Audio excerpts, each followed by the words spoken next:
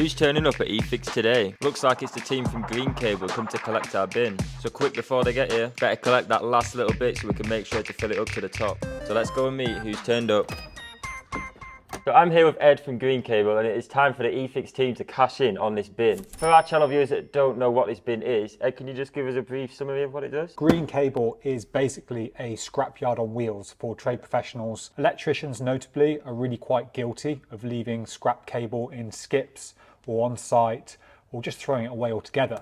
And obviously there's valuable material in there, notably copper, and we saw a great opportunity to start helping them recycle it, but also cash in on it because it is obviously worth a decent amount of money. Yeah, so we think it's a brilliant idea here at eFIXX. We absolutely love watching people tidy up their cable after completing the challenge roll and put it in here. Obviously our core viewers are electricians. Would you say they are your biggest customers? So electricians were our main focus originally. However, in the last 18 months, we've really diversified with plumbers, heating engineers, manufacturers, and now most recently the BBC and the NHS. It's great how you're branching out into different sectors. Whereabouts are you based and how far do you actually cover? So we're based in Cannock, just outside Birmingham, and we started out covering around a 20-kilometre radius when we first started the business a few years ago, but we're now reaching around 80 to 100 kilometres in total from there. So we're now reaching as far north as Manchester, Liverpool and surrounding areas, across to Nottingham, and down to Leicester, and then also we're covering the North Cotswolds, so Cheltenham and Cirencester and along there. So really quite a large area. What's important to us right now is if you're interested in using the service and we can't get to you, please still sign up, because wherever there's a waiting list, we will then expand into there once the demand is present. That is quite a big growth in range considering you've only been operating for 2 years.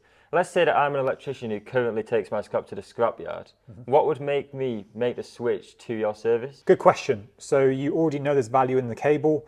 You want to be responsible and make sure it gets recycled. Greencable is a really convenient service, and obviously it enables you as an electrician to store the scrap safely and cleanly at home or work. But as well as that, it's also factoring in your time. Now, our prices are incredibly competitive. In many cases, we actually pay as much, if not more, than regional scrapyards, believe it or not. There's a great statistic where we've generally worked out that in cases where scrapyards pay a little bit more than us, the price difference of an average bin for an electrician is about 8 to 14 pounds. Now, when you factor in the time it takes to load that material into the van, go down to the scrapyard, wait in a queue, get served, come back, maybe it's a couple of hours. I don't know what the average hourly rate is for an electrician, but I'm sure it's more than that. So after that, I'm sure quite a lot of you are enticed to sign up to receive one of these bins. Let's say that I wanted to sign up. Is there a minimum frequency that you come to collect these? Yeah, so we want to encourage as many customers as possible to start using the service and to receive one of our bins. Generally, if you're not filling a bin within a year, ideally twice a year or more is what we recommend for new customers who want to start using the service. However, I would say that a number of customers have signed up, received their bin and expected to only fill it around once a year. The funny thing about these bins is that it does change the fundamental habits of trade professionals, because as soon as you know you've got effectively a cash machine at home, that all you need to do is fill it up with non-ferrous scrap, cable, copper, brass, whatever it might be, you know it's going to generate money for you, and you suddenly start becoming magnetized to waste on site and out and about day to day. Yeah. Funny that you mentioned cash, because I think it might be time to take a look in our bin. We've had it for about 5 months, so should we step up and have a look how much we've got? Let's do it. Okay, let's open it up and see what we've got. Excellent. So first of all, big green tick for filling it to the top. That is a prerequisite for using our collection service. Obviously, we need to make sure the value is there to make it worthwhile for us to come out and collect. So well done on that.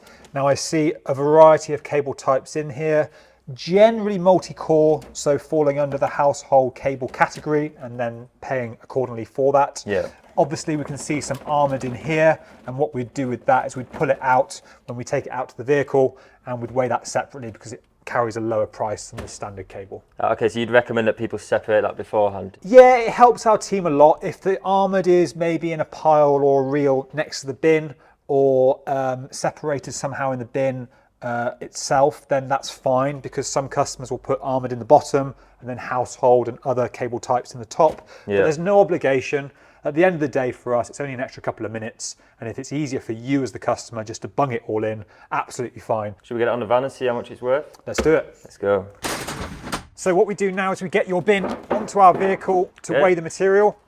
Any idea what you think this is weighing in at? My guess will be about 55 kilograms. Right, okay, I'll tell you an interesting game we play with customers. The customer makes a guess of what it weighs. However many kilos they are off, they have to do the same number of press-ups. Okay. You look like a fit bloke. I'm sure you can manage it. Would you like to Okay. change your guess? I think I'm going to stick with my 55, yeah. Okay, I'll take part in this game. I'm going to go 65. Let's see how we get Okay. on.